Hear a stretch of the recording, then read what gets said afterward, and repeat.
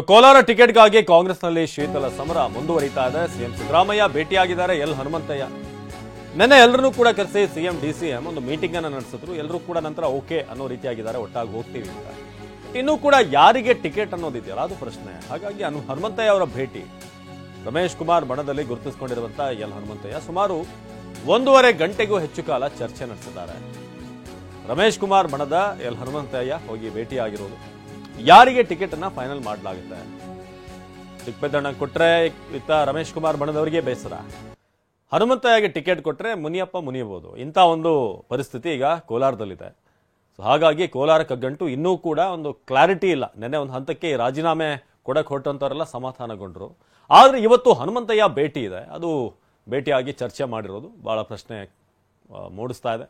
ಏನಾದರೂ ಹನುಮಂತಯ್ಯ ಅವರಿಗೆ finally ticket ಮಾಡ್ಬೋದಾ, ಅಥವಾ ಇಬ್ಬರನ್ನೂ ಕೂಡ ಹೊರತುಪಡಿಸಿ ಮೂರನೇ ಏನಾದರೂ ಸರ್ಪ್ರೈಸ್ ಅಭ್ಯರ್ಥಿ ಕಾಂಗ್ರೆಸ್ ಕಡೆಯಿಂದ ಬರಬಹುದಾ ಅಂತ.